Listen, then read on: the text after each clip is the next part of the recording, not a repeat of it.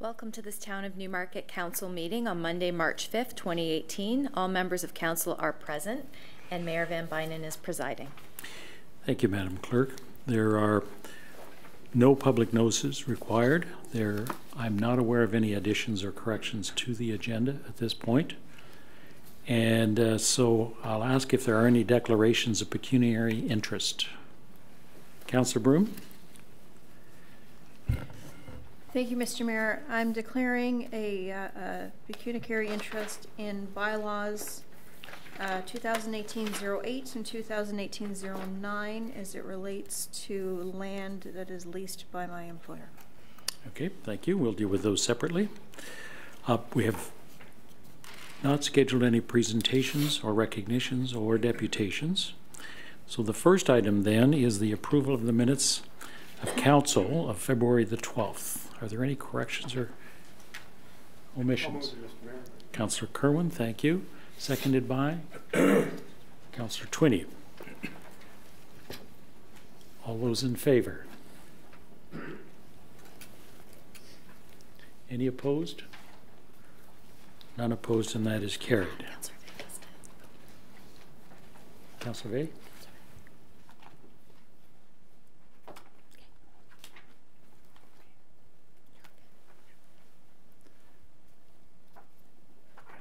Okay, thank you. Next item then is the reports by regional representatives. Regional Councillor. Thanks very much. I just wanted to raise a couple of items for to bring make people aware of that are working their way through the regional process right now at the committee and then to council. First of all, there was the 2017 Transit System Performance Report. It's an annual report that outlines some of the standards, some of the data related to transit at the region. I can circulate it to council. It'll share data such as revenue to cost ratios, on-time performance, and other related data. The on-time performance has continued to improve over the years, and now all areas YRT Viva and Mobility Plus are over the 90%, and many touching upwards of 100% in terms of being on time. Revenue to cost ratio is at 40%, which is the standard we seek to achieve. We would like a higher ratio. That means that 40% of it is recouped from the fare box. That varies across jurisdictions. I can tell you that, for example, TTC is at 70%. However, there's also other places like Oakville that are at 30%. So it varies widely, but of course the geography for YRT Viva is immense. There's no jurisdiction that even comes close to the size of territory that we try to cover at YRT Viva. The one thing I thought I would highlight for everybody though as well is that one of probably the most significant gain was the Viva Yellow ridership, which is Davis Drive, and 2017 had an increase over 2016 of 12.7%. I thought I'd also bring that to people's attention that there was a report that staff have been working on it some time and been working its way through committee for a very long time related to the housing wait list for Housing York. I think, as you know, that's a significant challenge. When I joined regional council in 2006, the wait list was below 5,000 families and individuals. It's now almost 15,000 families and individuals on the wait list. So it's a significant challenge. We only house about 300 people a year with almost 15,000 on the wait list. We're not unique. Other jurisdictions face very similar challenges. Having said that, you know, we're taking a very first small step. We will continue to, there's going to be further reports on other options, both from ourselves and from the province of Ontario, looking at the challenge that the wait list presents. Obviously, building more housing is number one, but addressing the wait list efficacy is important. So the wait list has, with 15,000 people, the average wait is over 8 years. So sometimes it could be 10 and 12 years. And so everybody on it is just, you get housed by how long you can manage to wait, which isn't probably the best way to adjudicate need. And so we're trying to put some more needs-based tests in, and so income and asset limit is being introduced, a fairly minimal income and asset limit, and those will be looked at and brought into place through 2019. It's just a first step in trying it. The bottom line is that, you know, if you're on the wait list, you have need. You've got need in your life, you've got a challenge in your life. But unfortunately, we can't house everybody, hence the growing wait list. So we have to look at it and figure out how we can better target those most in need. And that's what this is part of the process of doing. Thank you very much. Thank you. Next item then is the reports of committee and staff. First one is the Committee of the Whole meeting of February the 26th. Are there any items that members would like to deal with separately?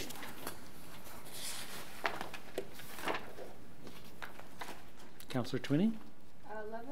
11 and 21, please. 11 and 21.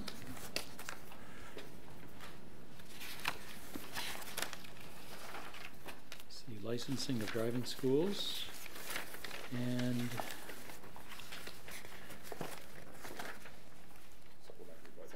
supplementary budget. Okay, thank you. Are there any other items to be dealt with? Could I have a motion then to adopt all of the recommendations from the Committee of the Whole with the exception of items number 11 and 21? So moved. Councillor Vague, seconded by Councillor Broom. All those in favor? Any opposed? None opposed, so that is carried. Let's start with item number 11 then. Item number 11 is the licensing of driving schools and driving instructors. The recommendations are before you. Could I have a motion with respect to the recommendations? I'll move those. Okay, is there a second? Councillor Kerwin, okay. In my ward. Thank you. Councillor Twinney is the Yeah, mover. thank you. I just want to briefly just bring it back up. We spoke about it at Committee of the Whole, and just glad to see that that we're moving forward with the licensing program. I know myself, my ward, and Councillor Kerwin's ward have been quite affected by the driving schools.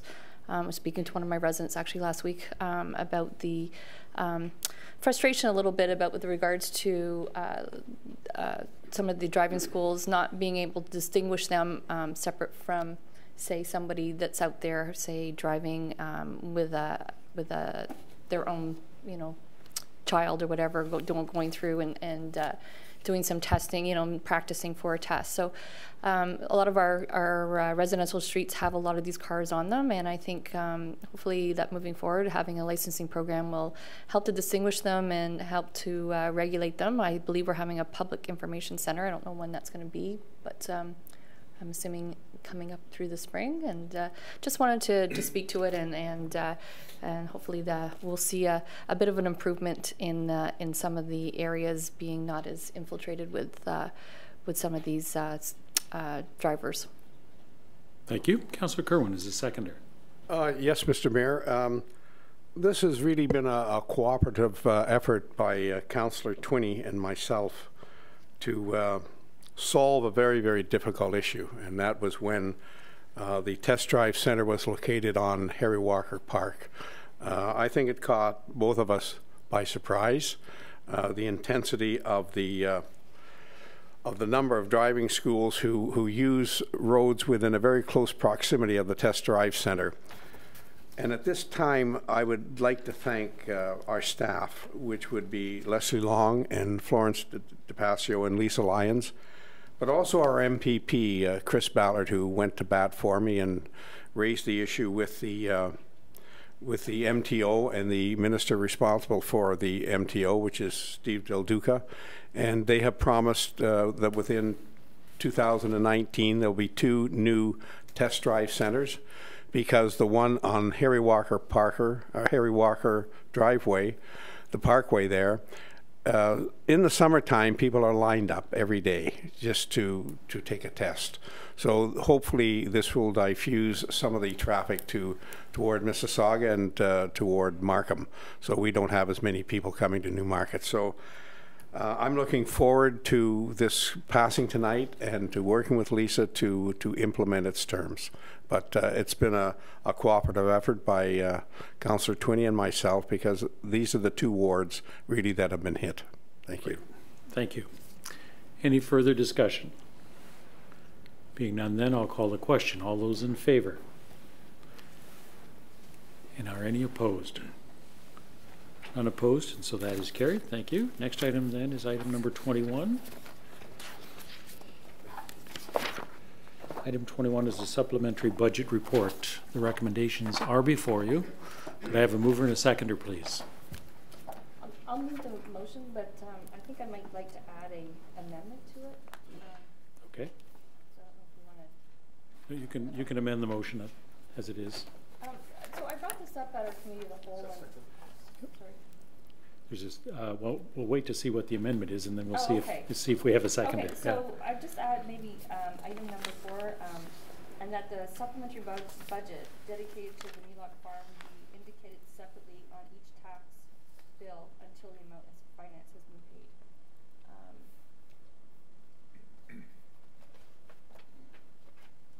You know, maybe you might want to change the wording a little bit, but the intent is that maybe if I can, once I get a seconder, I can speak to that. Okay. I'll second it. Okay. All right, Councillor Kerwin, speaking to that, I just wonder if we could clarify maybe with our CAO if we have the capacity to do that, just as in the reporting guidelines. Mr. Mayor, could I have the amendment just read again? I didn't quite hear the end of it. Okay. It was something to the effect that the funding for the levy, the $47, would be shown separately. Yeah, and I mean, as you know, I mean, as Lionel spoke tonight, and as many other residents have spoken, it's not necessarily $47. So, and that the supplementary budget dedicated to the Melock Farm be indicated separately on each tax bill until the amount finance has been paid off, I guess. Shall I respond? Please. Okay. At the Committee of the Whole meeting, that was raised. And first off, I think that it was confirmed by both myself and the Director of Finance that we could put something into the tax bill for this year, so it's clearly set out. I think what you're asking for here is for the 30-year period of the debenture that a commitment is made to do that. I have been with the town for quite a number of years. That would be, I think, the first that we have done that. So it is up to council members if you wish to do that. You would be committing future councils to do that as well.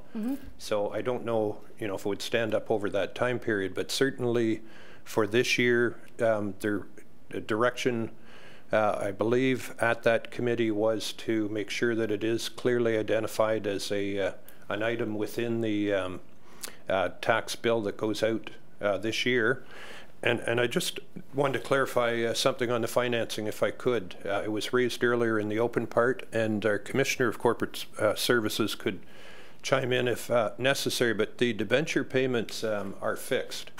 So I think the report that was done, an information report, sets out the fixed payments over that 30-year period.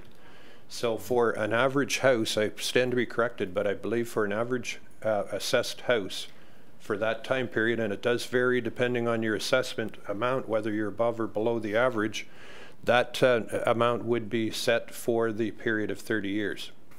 So that I think needed to be clarified. Okay, thank you. Councillor Yeah, just to that, and I absolutely, and I think that was really well explained. But I think still,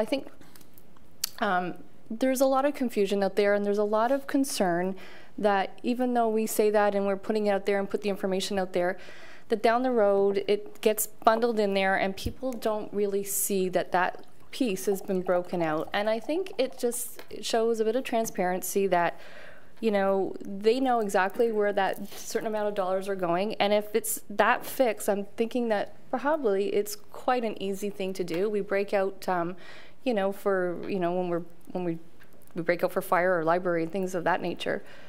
But I just, you know what, I've had quite a few, you know, conversations with different people, and Lionel spoke tonight, and you know, we are committed to purchasing the property, so that's not, you know, and I think it's a great, you know, certainly lots of great positive feedback, and it's going to be a great addition to the town. But I just think that, you know what, I know it's up to future councils whether they decide or not, but I think it's, you know, it shows goodwill on our part that we've broken it out. We're showing people that this is, you know, I mean, this amount of money, whether it's less than 47 or more than 47, whatever it might be, is going to paying off that farm, and it's not being, you know, it's not being bundled into the rest, because otherwise people can't see that, so they don't know for sure. You know what I mean? Yes, we're saying that it's not being, you know, the percentage increase isn't being put on top of the base each year.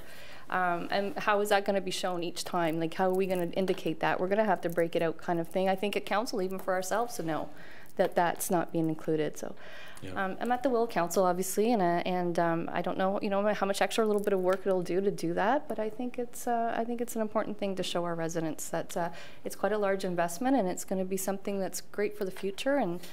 And I just feel that it, you know, it might answer a lot of questions for, you know, for years to come, and down the road, even for future councils when they're questioning about it, because they might not understand either. So if it's separated out, it might be helpful.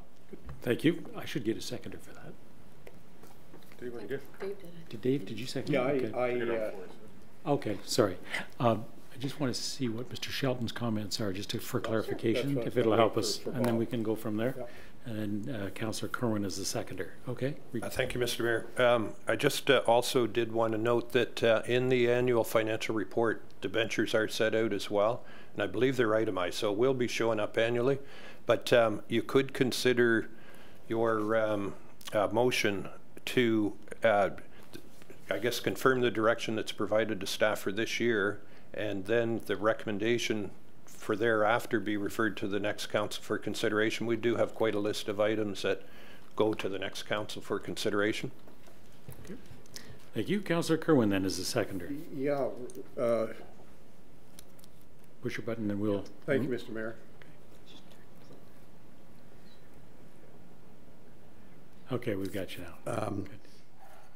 Along those lines, I believe we should only break it out for the 1 year, 2018. And we show it clearly this year when we do the supplementary and we send out the tax bills. And then however we manage the new council of 2000 and beginning the December 2018 on to the 2000 and roughly 22, they can handle it in the way they wish to, because as Mr. Franklin spoke, it won't be just the $44 million that the piece of property costs us. We're borrowing $26 million, and you pay the interest, and Mike gave me a new figure, it's about $18 million, so the total bill is $44 million for that piece of property, including the interest. But Mr. Franklin has spoken about the fact that the house will have to be renovated. We saw a great presentation by Adrian on the possibilities of those 12 acres. There are going to be costs for that. And the new council that comes in at the end of this year, in the 1st of December, then can decide, you know, how they want to break out the cost of the Mulock farm, because it will not just be the capital that we have to repay, the principal and the interest, but also what it's going to cost us to turn those 12 acres into green space, usable space for all residents of Newmarket, not just the people who live in Ward 6 or Ward 7 or Ward 5. I will believe that living in Ward 2, I'll visit that property too. It'll be a beautiful property, just like I visit all parks across the town or use the trail systems that go all the way through the town. It's not just for the wards that the trails go through. So I would just like to see it broken out this year, exactly what it's going to cost, but also to clarify this percentage. Everyone thought,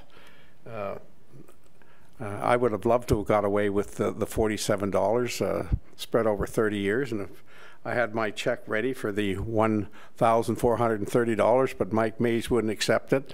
He says, Kerwin, you're not going to pull that fast one on me, because it's inflated and your taxes are not quite in the normal range, so you're going to be paying probably double that. I'll be probably pay about $100 a year, and I believe the investment is worthwhile, Mr. Mayor. So I'd just like to see it spelled out as the CAO has recommended, just for this year when we send out the supplementary tax bill.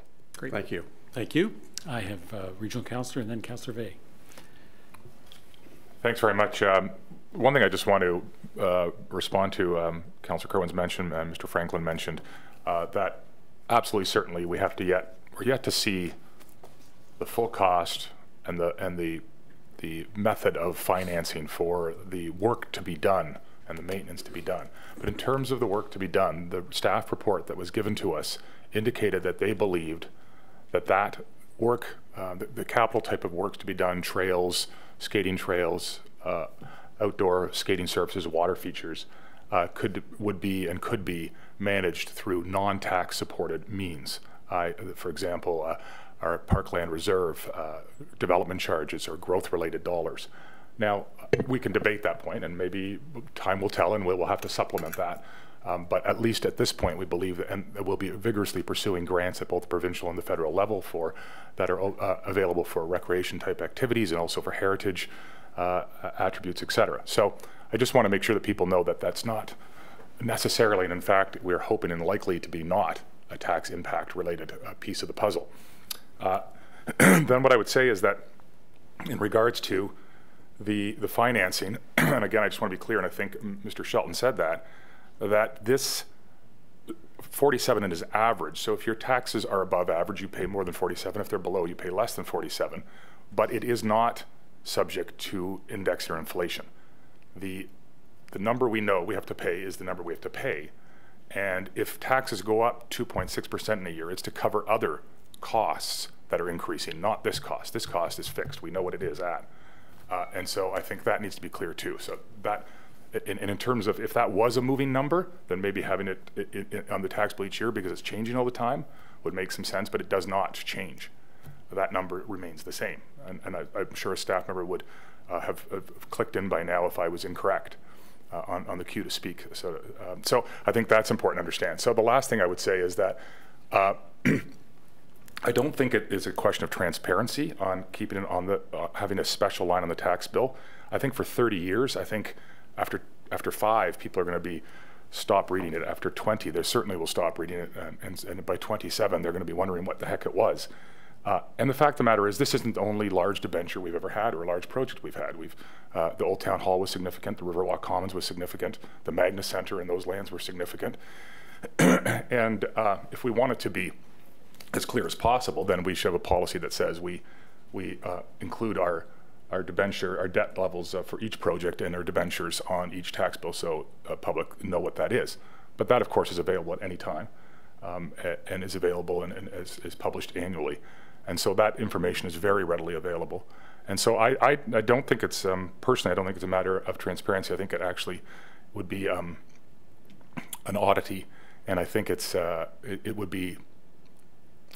be fully contextualized or transparent if we didn't include other debentures and other information. And then you start having a tax bill that becomes laden with information, which is available for those who want it anytime from the town or on our annual reports or in our annual budgets and reports from our treasurer. So I think that information is very much there. It's very open to anybody who wants it at any moment.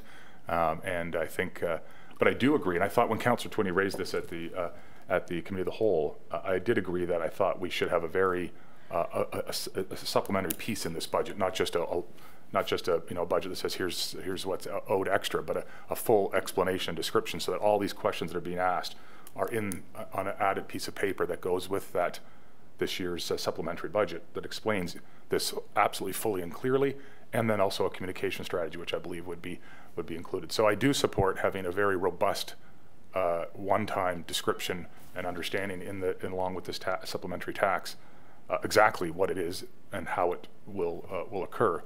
But I think keeping the records of our debentures in the usual process, I think is better. And I think public would want to, if they really want to look up and figure out what we owe and how long we owe it for and how much it's going to cost them, I think they would want to know it for each of the items we've invested in on their behalf and incurred debt on. The last thing I want to say, and I don't think it can be said enough, and I'll stop here, I promise, but I want to say that the debt that municipalities are allowed to incur by provincial legislation, 25% of their own source revenues. So up to 25% of their own source revenues for supporting debt. Newmarket's policy is only 10%. So we're allowed to go up to 25. There are municipalities that go close to that or to it. But we've created a policy some time ago that we've stuck to is only 10% maximum. And with this debenture, we will be at 6%. I think it's actually 5.9. It's 6%. So this is well within all guidelines and limits and policies, and very manageable as well. And as Councillor Kerwin said, an investment we believe wholeheartedly is in the best interest of the residents of Newmarket today and tomorrow. Thank you. Thank you.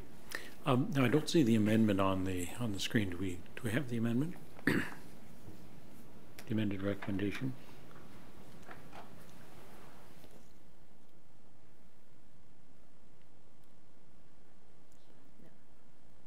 There, yeah. I think there was an item 4. Councillor Twinney, you wish to speak again? Yeah, I don't know if anybody else wanted to speak. Sorry. Oh, okay.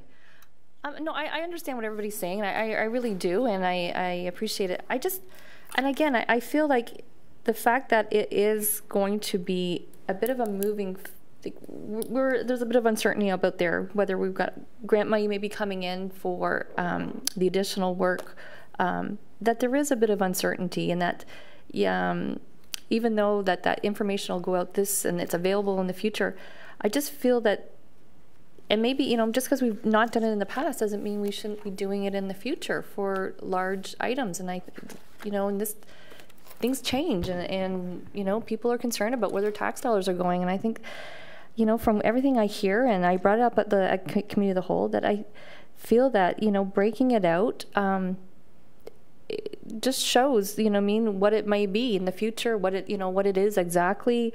It's clear. And I don't see what the downside is, to be honest. And I just think that, like I said, I feel that it sort of answers a lot of questions that a lot of people have, and they can see more where their dollars are being spent. I know we do it for other items, whether it's, we do the little breakout for garbage, how much, you spend for this, and fire services, and perhaps it's something for the future too that we should be looking at for any other, large debenture costs, things of large items, the large pieces of, in our budget that we are spending tax dollars on. And I kind of stand by the fact that I think we should be breaking it out. So I'll just leave it at that for now. Thanks. Okay. Thank you. Councillor Kerwin, final comments, please. Yeah, thank you, Mr. Mayor. Even though I seconded this to why doesn't this work? You gotta yep. press 1 and then... No, if you push the button, then we'll put you in the queue. Yeah. Okay. Well, right. There we go. Okay. Even though I seconded this to get it on the floor for discussion, I will not be voting for the amendment. I think we will spell it out in this budget of 2018 with the supplementary budget, and what we do in the future, 2018 to 2022, will be up to that new council that comes into being, Mr. Mayor. But I think we spell it out quite clearly now. With this supplementary budget, I think that's adequate at this particular point. And the new council, again, will have to involve the public on what they want to do with that piece of property, and even listen to the residents then on how they want to break it out. But right now, I think let's just break it out, what we're going to pay. And it's I'm glad to hear that if I'm assessed $90 and that $90 will remain fixed for those 30 years. I hope I heard correctly. Thank you, Mr. Mayor. Thank you. I have Regional Councillor and then Councillor Quapis. Yeah, I'm repeating myself a little bit, but not entirely. I guess I just want to say that I think that having this information available or transparent is important, but I think this actually doesn't achieve that. And if we wanted to refer this piece to the New-Turnbull Council, I would suggest that the way to go, and perhaps it's there for all I know, but I would think the way to go is to take, again, to highlight one item, and one item that doesn't change. By the way, we could highlight policing, its impact through the regional budget on the budget, which is very significant, garbage collection, and those numbers do change continuously. And so it's a question of saying what are we highlighting and why, and how do we, and what do residents want to monitor or not monitor? If we do think that debt is one, debt supported services are the area that requires greater highlight, then I think we need to do them all, because highlighting one alone, I think, is a disservice. People might even believe that that's all the debt we have, or those are the only projects we've financed through debt. And so, as Councillor Twinney said, we often break that out, different areas, garbage service, and I think the budgets do break out debt. Perhaps what we do is refer this, and we have this as a, if it's not already there, as a standing item on the website where any resident can click on and see all in one easy spot all our debentures, our total debt, and the payment terms and over the years, and then somebody can simply go and see them all together in one spot and get all the numbers going out, whether it's 8 years left in one or 30 years in a new one. And at least then they get a full picture and they understand the totality of our debt and the projects that they're servicing. But I think, again, I would suggest that highlighting only one amongst debt, and then never mind amongst other key drivers in a budget process, I think would, well, I know there's lots of questions right now about this one, and that's where the impetus comes to provide information. I think as it fades, others would become important, and I think we need to look for a more uniform and comprehensive way of providing that information. Okay, thank you. Councillor Kloppies. Thank you, Mr. Mayor. I totally appreciate what Councillor Twinney is trying to put forward, and I agree that transparency and also people understanding exactly what the costs are important to everyone. However, I do want to maybe take it a step further. Once a year, I personally would like to see a tax bill that is fully itemized, and as Regional Councillor Taylor mentioned, everything from regional part of my tax bill to where it goes to which department all throughout. So maybe that's a challenge for next council is if we're going to go one way, why don't we just go all throughout and really have our tax bill totally itemized with every penny, even a fraction of a penny, which I actually receive from another south of the border, fully itemized, 3 pages, even as far as showing how much is being spent out of my tax money for mosquito spray.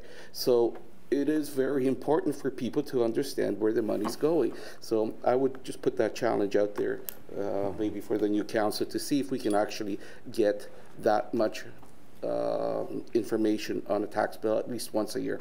Thank you. Thank you. Councillor Hempin. Thank you, Mr. Mayor. Unfortunately, I wasn't able to make Committee of the Whole last Monday in the afternoon, and I didn't have an opportunity to speak on the purchase of the Mulock farm and property. And I just felt it necessary and important that my comments are on the record. And this is a significant purchase. There's going to be additional costs coming in the future when we develop the property and purpose the property. For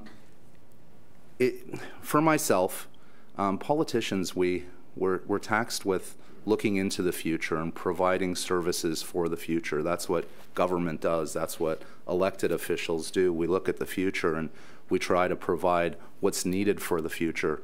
As the mayor has said, we know that there's going to be 33,000 people along Davis and Yonge. The properties along Yonge, specifically around the Mulock farm, we're going to see some really high density, 20 stories plus buildings in some areas. The residents of these areas will need breathing spaces and park spaces for the future. These developments will also be paying a parkland dedication, which will be coming to the municipality, which will help cover these costs as well. I know we're dealing with a $47 increase right now, and that's what we're talking about. Recently, I spoke with Mr. Mays, our treasurer for the town of Newmarket, and I asked him if he could set out what our long-term debentures on capital projects are. Currently, as the regional councillor has mentioned, we're at 3.5% of our revenues to the town of Newmarket, which is quite favorable. In my opinion, Newmarket is a very, very healthy position in our debt that we have currently. We are increasing it with the cost of the purchase of the Mulock farm. And just to give people an idea, in 2018, our debt is $34 million currently. Our interest payments are approximately $1.8 million. Our principal payments are $3.2 million. Our debt is sliding down quickly, and by 2025, our debt will be less than 2/3 of what it currently is today. Future councils and staff will have the opportunity to look at our debt and the financing that's provided today, to look at offsetting costs in the future. So I think it was a great move, and I applaud council, and I applaud Jane Twinney, our councillor, for asking and bringing this forward to set it out that we break it out into the tax bill. But I also believe that this is something that could maybe possibly be discussed in the next term of council. We're coming to the end of this council in the fall, and those are my comments. So thank you. Thank you. I'd like to go back to some of the discussion we had at the Committee of the Whole. I think that this is the first time that our residents will see this charge, and an enclosure or an explanation of what that is this one time, I think would be appropriate, and we could let future councils decide that. But my thinking is that with this next bill, there's an extra $47, and people will be wondering, what is that about? And I think we should make it easy for them to see that, and then it'll be incorporated in the future. So I could support that that the supplementary budget levy be shown separately somehow, not necessarily as a separate line item on the tax bill, but to continue that on until the amount financed is paid. I think will lose its relevance, I think, as we go on. What I can do is I can deal with items 1, 2, and 3, and then item 4 separately, so that we could at least deal with the substance at hand, which is the supplementary budget, and how we report that out under item number 4. We can discuss that further. If this motion fails, if it passes, then it passes. So in the absence of any further questions, I'll call the question on items 1, 2, and 3.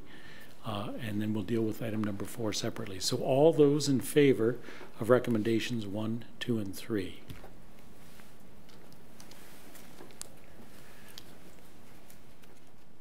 Any opposed? There's none opposed. And then I'll call the question then on item number 4. All those in favor? Oh, just a minute.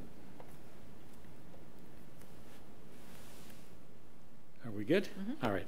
All those in favor of item number 4.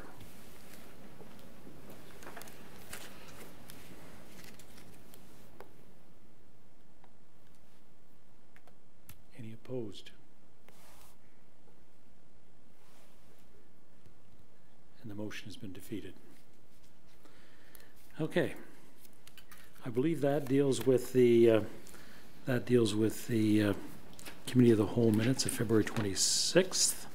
Next item is the alternative fees and charges for registered charities, and this item has been brought forward as a result of the recommendations in item number 14 in the Committee of the Whole, but it also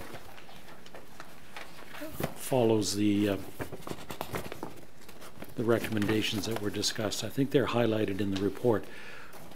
We do have the recommendations before us. I wonder if I could have a mover and a seconder, please. Regional Councillor, seconder, Councillor Bezants. Discussing. Regional Councillor as the mover. Yeah, just quickly for those who are watching, that this is a policy that staff have brought forward. We've had a number of requests over many years from many important organizations in our community, including the hospital and community living and other organizations that we try to either soften or eliminate fees to help them with their projects, often which are relying heavily on fundraising within the community.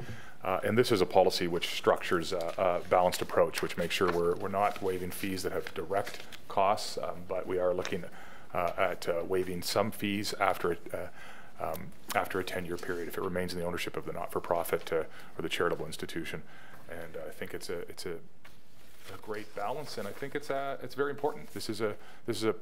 These groups provide enormous support to our community, and they are driven almost entirely by volunteer hours and donations from members of our community, and to the degree we can as a town help support that and help keep our community strong and well serviced by these many organizations. But I would point out that the amount of times an organization like one of the many not-for-profit charitable organizations in our community actually go through the process of building their own building and looking for waivers is very minimal, and staff have recognized it would in the report would be so minimal as to have a negligible effect on our budgeting process. But it means a great deal to those that are in the process of trying to manage those costs.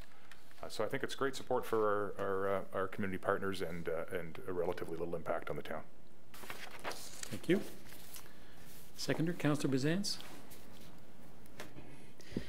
Thank you. Yes, I'd also like to speak in favor of the motion, obviously, as a seconder. And, you know, just to underscore that these organizations not only rely on fundraising and volunteers to a great extent to be able to provide services, but do so very efficiently. And a lot of the services and programs that they're providing to our community, if they were to be delivered by other organizations, would likely be done so at considerably greater cost. So in addition to the services being provided, they do tend to provide them at very, very cost-effective ways and providing benefit that is considerably greater than I think what would be saved in terms of not having to pay these dollars. So I think it's important to look at it from the perspective of the value that these organizations deliver to our community, that is not necessarily monetarily stated, but certainly in quality of the services and the programs, and what these programs are often able to do in terms of offsetting other costs that could be coming to the community is considerable. So. And the final point I would make is that a number of these organizations are also big employers in our community. So ensuring the health of that sector, of the not-for-profit sector, and providing them with these kinds of deferrals or opportunities, I think is something that will come back to us in greater value than the dollars that are necessarily being saved by them for this period of time. So I'm very supportive of this motion as well. Thank you. Any other questions or comments? Being none. Now, what we do have in our agenda is the corporate policy revisions, but we are dealing with the motion that's on the screen. So I'll call the question, then all those in favor of the motion. Any opposed? None opposed, and that is carried. Thank you. Next item is a resolution requested by the Public Library. Could I have a motion with respect to the request? Councillor Vey. Other library members? Councillor Broom. Do you wish to speak to it, Councillor Vey, as the mover?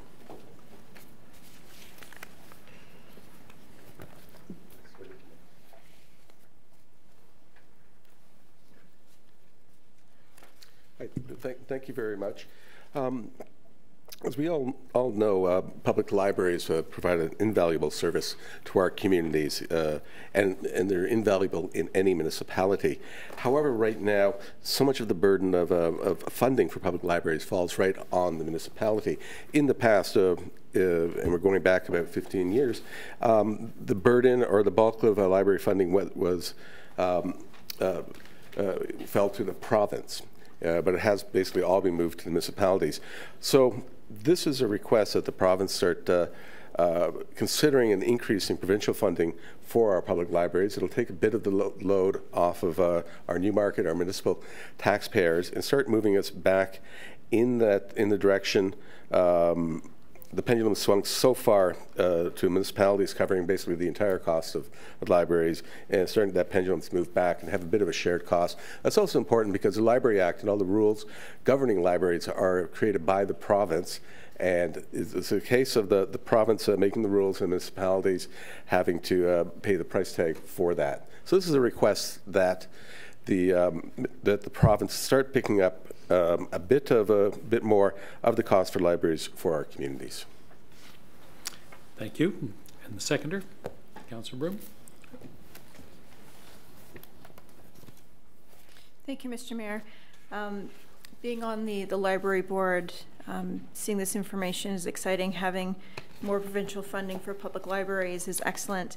I'm not sure how often residents get out to our library, but we do have some pretty excellent programs and technologies like our Maker Hub and digital creative spaces, and always looking for new ideas, and this funding will certainly help in those areas. Thank you.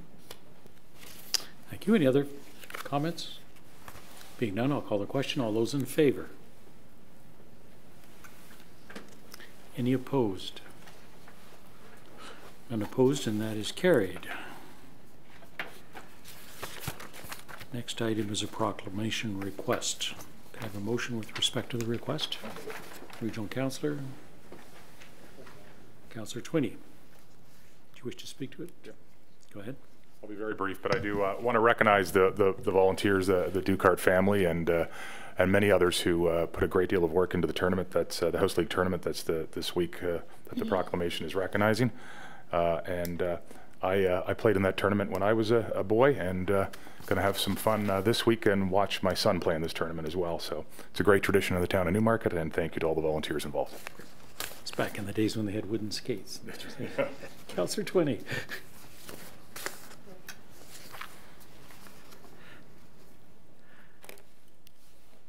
Yeah, no, just briefly, definitely. It's always a great week of fun, and fortunately this year I'll be missing it. My son's played in it as well, as many of I think we've all known somebody that's either played in it or played in ourselves. So definitely a great week, great group of people that volunteered, and we get people in from all over the place coming to the town of Newmarket, and something that's definitely appreciated by all. Thanks.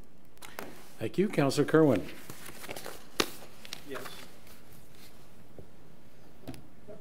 Okay, now we'll put you in once you push your button.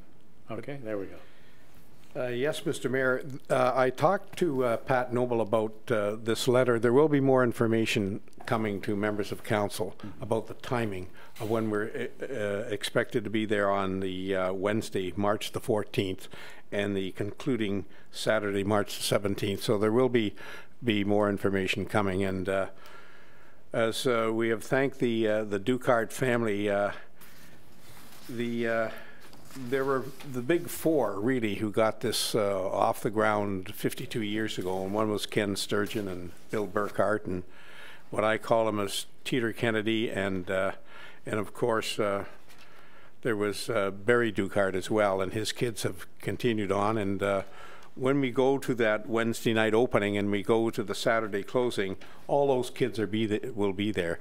There are now grandkids of Kenny Sturgeon who now attend this hockey tournament, and it's a delight to hear that John's kids will be there as well, because Tom and I have been involved in this for decades. So it's a great week, and it's being held during the March break. So it allows parents to have their kids somewhere, and that somewhere is Newmarket, and we've got the best arenas to host it. Thank you. Very strong tradition and intergenerational, which is great to see. Okay, I'll call the question then. All those in favor? Any opposed? Unopposed, and that is carried. Next item is bylaws, and we do have a declaration with bylaw 2018-08 and 2018-09. We'll deal with those separately first. Madam Clerk, if you could give us the recitals with respect to those bylaws, please. Bylaw 2018-08 is a bylaw to adopt an amendment to the Town of Newmarket official plan related to policies applying to certain lands being within the Young Davis Provincial Urban Growth Center designation. Bylaw 2018-09 is a bylaw to amend zoning bylaw 2010-40 in relation to 17645 Yonge Street and to include regulations relating to the Provincial Urban Growth Center zone. Bylaw 2018-10 is a bylaw to authorize the issuance of a long-term loan through the Regional Municipality of York for the purchase of the property known as 16780 Yonge Street. Okay, thank you. So I'll call the question with respect to bylaws 2018-8 and 9, for which we have a declaration. All those in favor? We have a mover and seconder. Oh, we need a mover and a seconder first, I guess. Move it. Councillor Kerwin, Councillor Vague. All those in favor? Any opposed? Unopposed? And that is carried.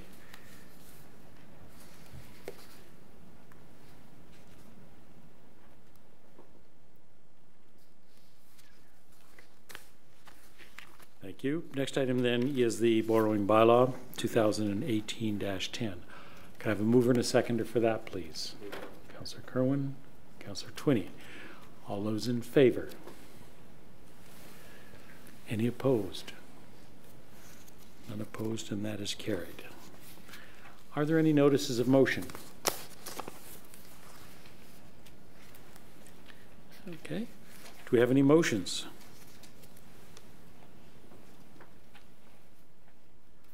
Regional Councillor. Thanks very much.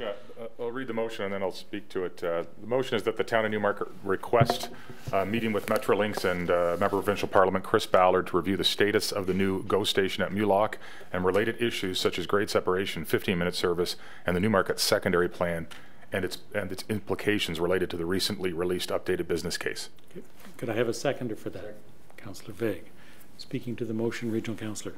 Thanks very much. As I think many people know, there's, I'm sure many don't, there has been an updated business case done for the 12 recommended new GO stations in the province of Ontario. The document I have in front of me is dated March 2018, so it's recent. This updated business case reduces the strength of the case for a new station at Mulock. The Metrolinx continues to indicate that it's moving forward with all of the work related to the station, and that is good to know.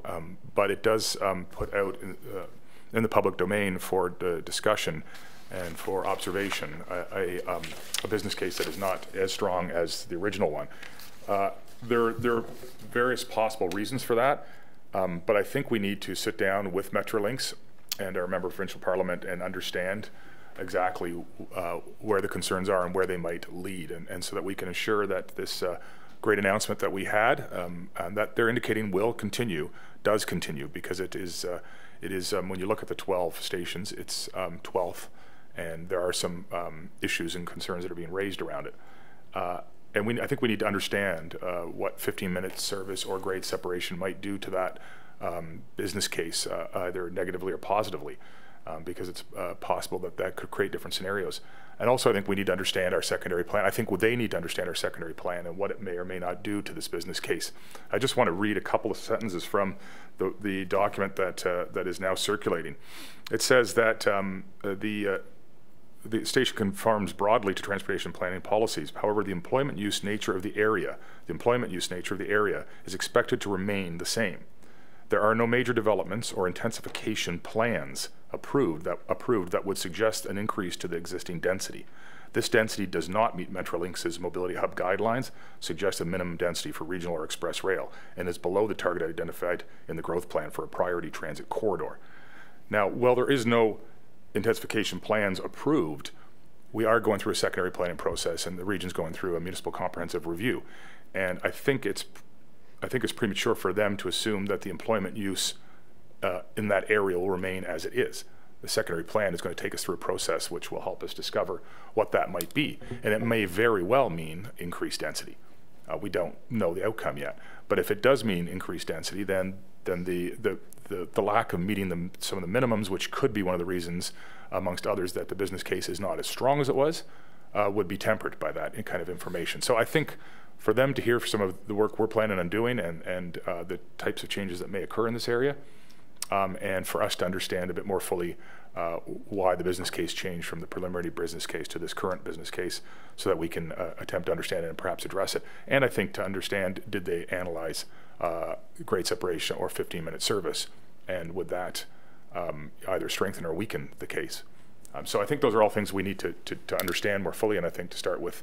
My understanding is also that staff are meeting on a technical basis to try to understand this information as well with Metrolinx staff, and to delve into that a lot of the technical components of this. But I think this meeting with some of the Metrolinx key people and some of the elected officials will also help to make sure that we just are monitoring this as close as we possibly can. This was a significant, again, win for our community, and we want to make sure it stays on track. Thank you. Thanks. Councillor Vague. Thank you.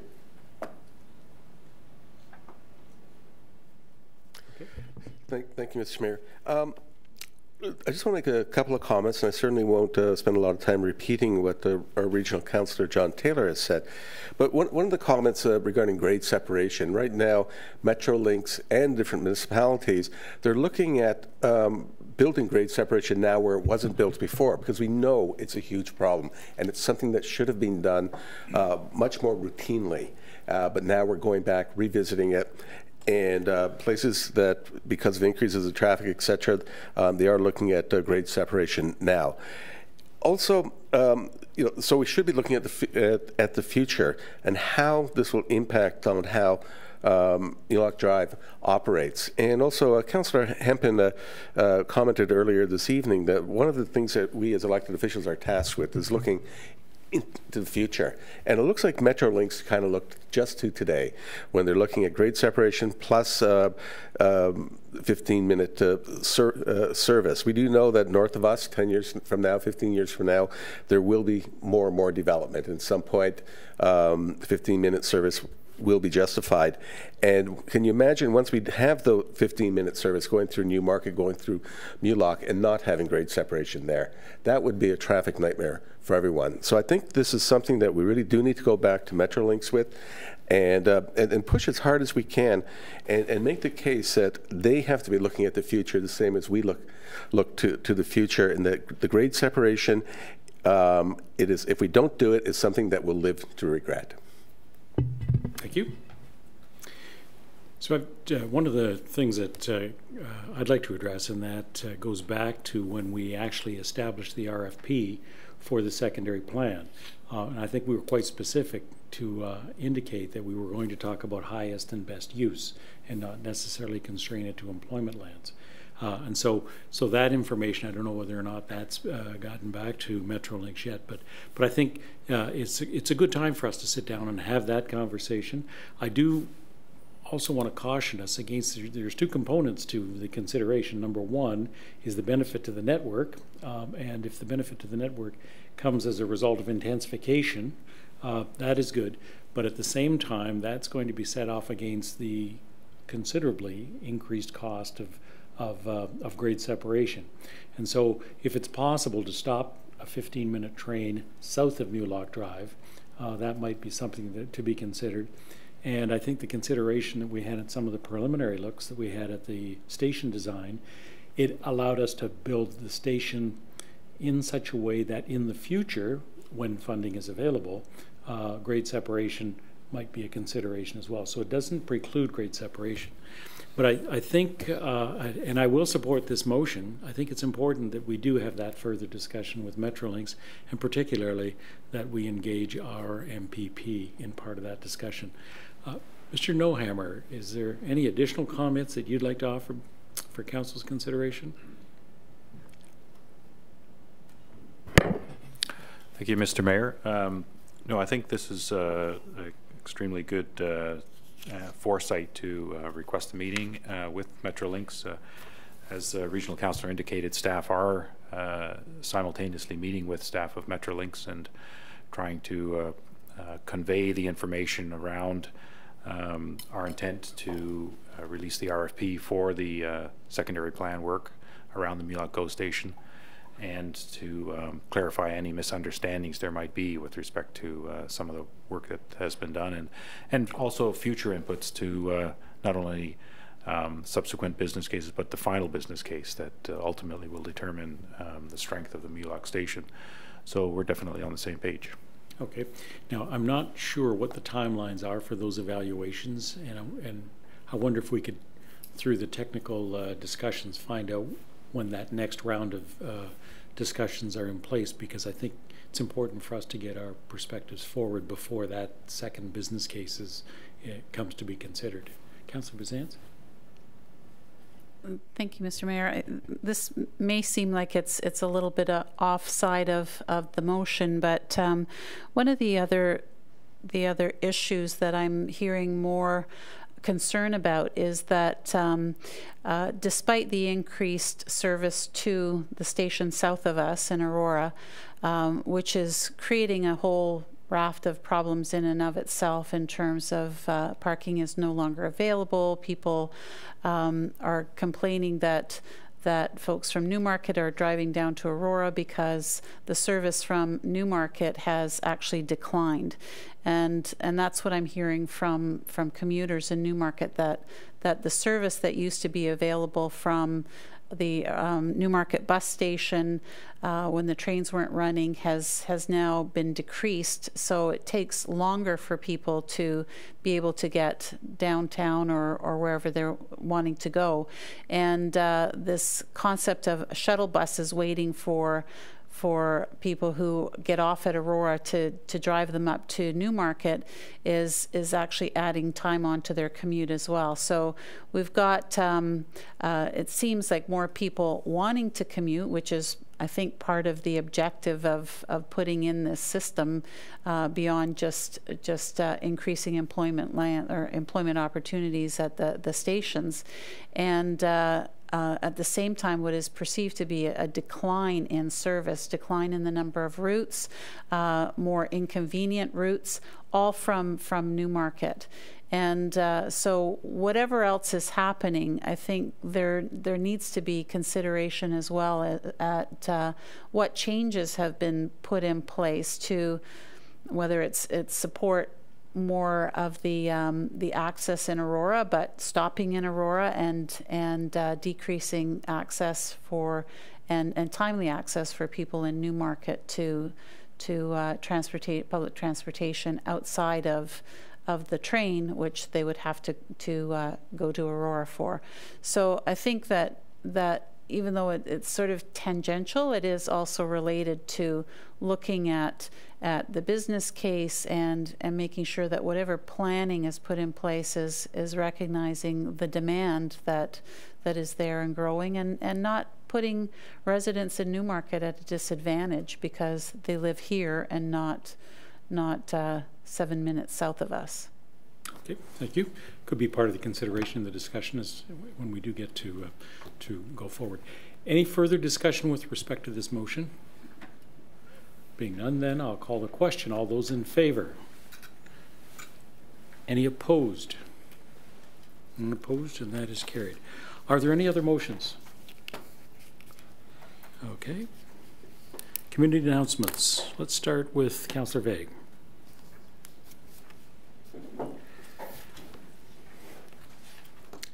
Thank you very much. We have coming up tomorrow evening on Tuesday, March 6th, the Ward 1 Community Drop-In from 7 o'clock to 9 o'clock at the main floor of the Magna Centre. This is an opportunity for Ward 1 residents to come by, share their ideas about our community and our town, and just to say hello and discuss the issues that are most top of mind. So I welcome all Ward 1 residents to my monthly community drop-in at the Magna Centre tomorrow evening, Tuesday evening from 7 to 9. Thank you. Thank you. Councillor Kerwin.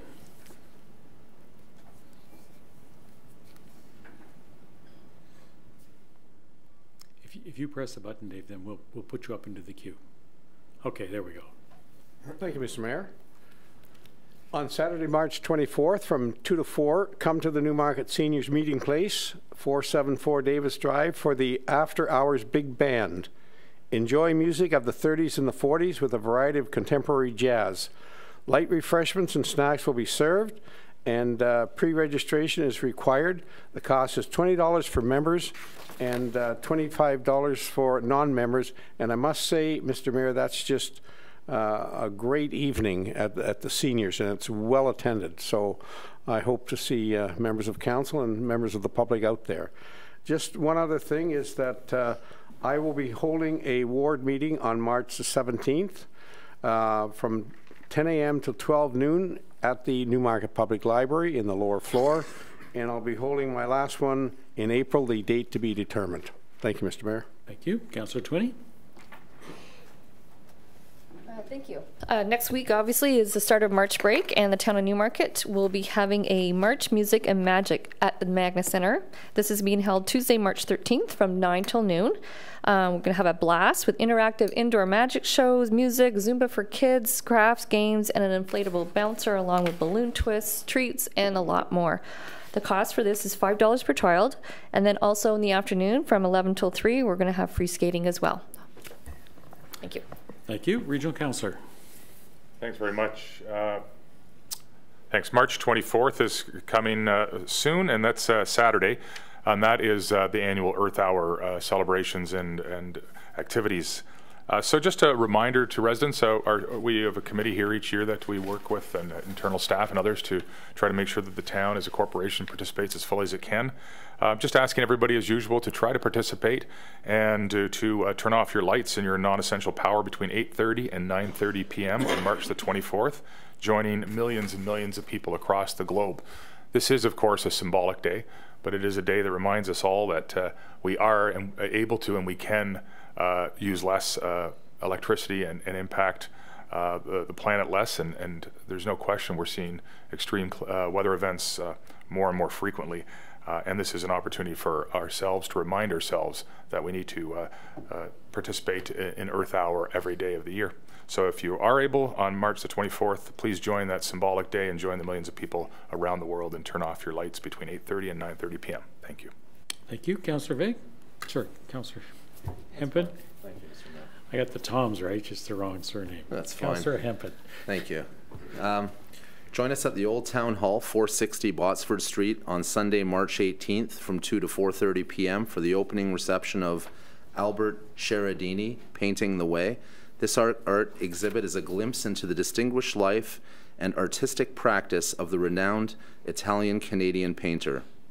His collection will be on display in the gallery of the Old Town Hall from March 10th to April 20th. Thank you. Thank you. Councillor Quappies. The town of Newmarket is looking for feedback on our town-wide traffic mitigation strategy. Let us know your thoughts on traffic and transportation in Newmarket by taking our online survey at newmarket.ca/traffic strategy. I'm very excited to announce this. Your input is very important.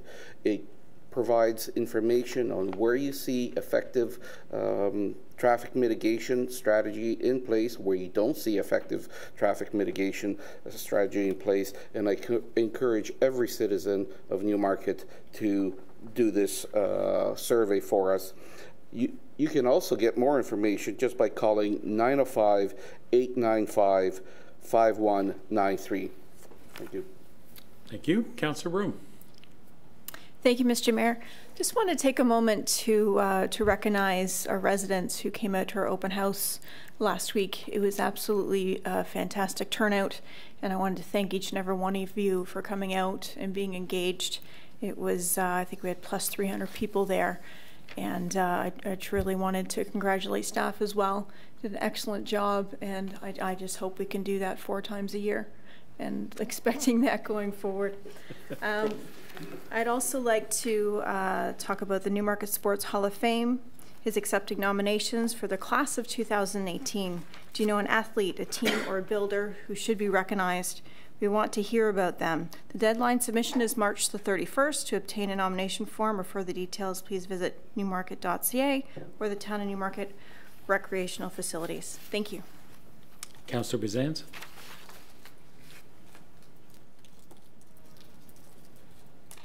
Thank you. And if there is not enough activity going on at the Magna Centre during March break, you can also visit the Elman W. Campbell Museum at 134 Main Street South during that time. From March 13th to 16th, from noon to 3 p.m., there'll be a variety of activities each day suitable for ages 5 to 10 years old. March 13th, there's Paint and Object Day, and March 14th is a snowflake party.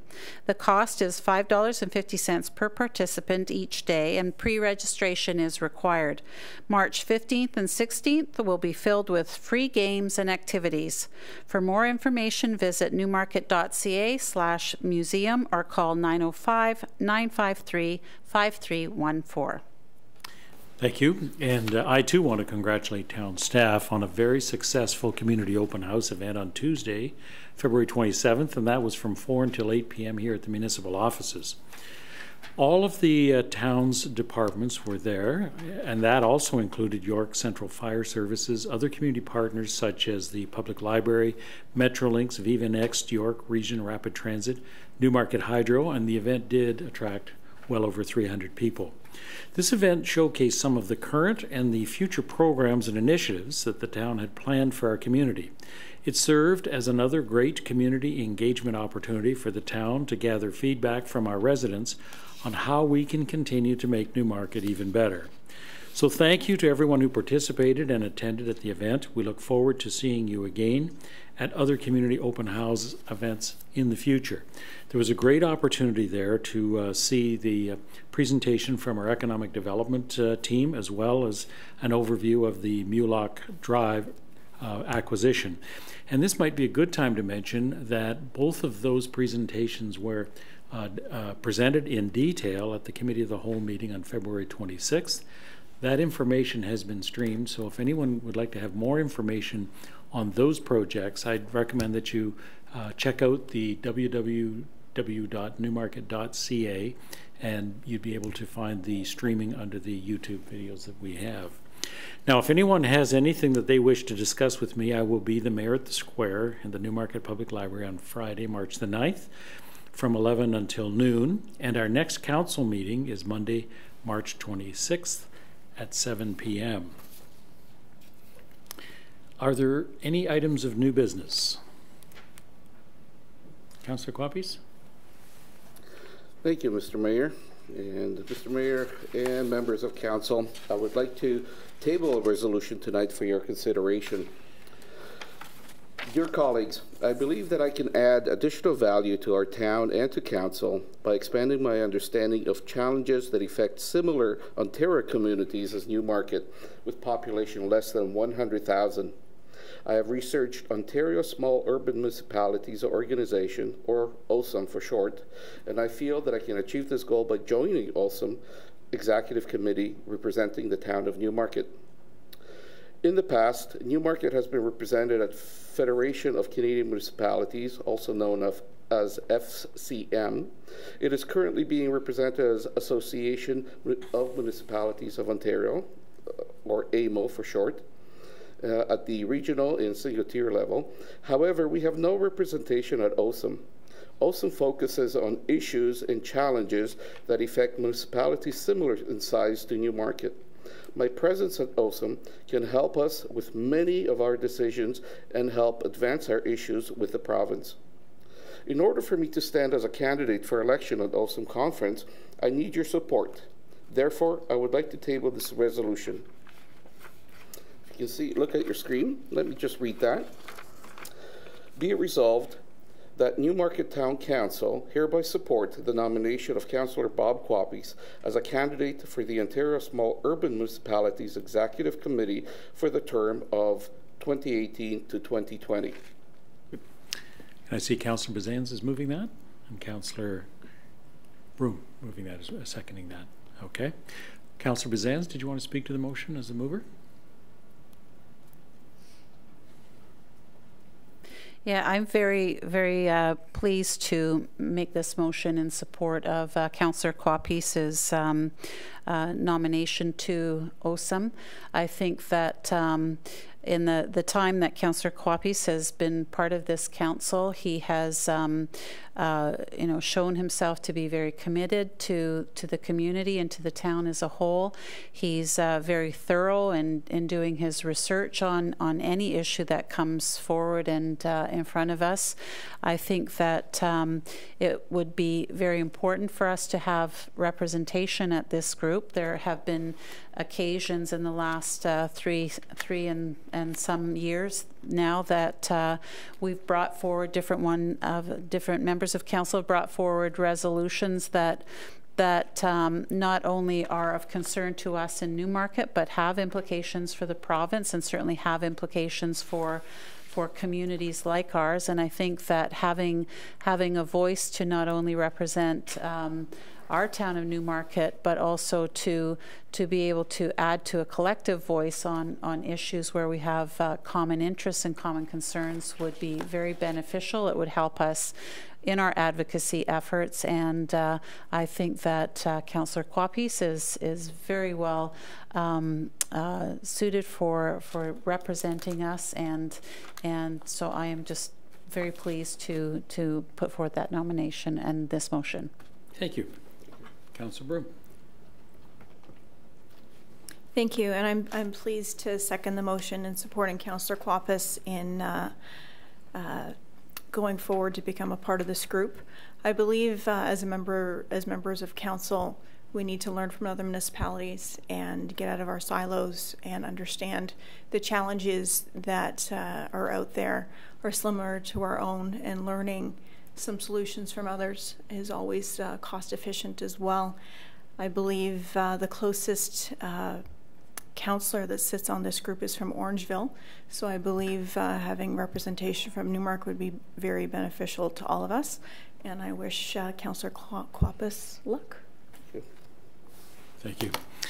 Well, I guess with the wisdom that one gets as they get into the saddle and ride off into the sunset, I think one of the things that I most regret in the 18 years that I've been mayor and an elected official is that I did not get involved in organizations like this soon enough. And so I congratulate Councillor Quapis for his interest in that. I think there would be a tremendous value for our community, as has been said by your colleagues. But also I think there's a tremendous value for you as an individual to have a much broader understanding of some of the issues that are not just GTA specific, but are province-wide specific. And many of those affect our communities. So I was very happy to hear that you're prepared to stand as a candidate. And of course, I will be there to sign your nomination, and I will be there to assist you in seeking the candidacy. So I'm very happy to support that as well. Any further conversations, discussions? I'll call the question. All those in favor? None opposed? And that is carried. Any other items of new business? There's no requirement of a closed session this evening. Confirmatory bylaw 2018-11. Motion, please. Councillor Twinney, Councillor Broom, all those in favor? None opposed, and that is carried. And I believe our bylaws doesn't require a recorded vote for that.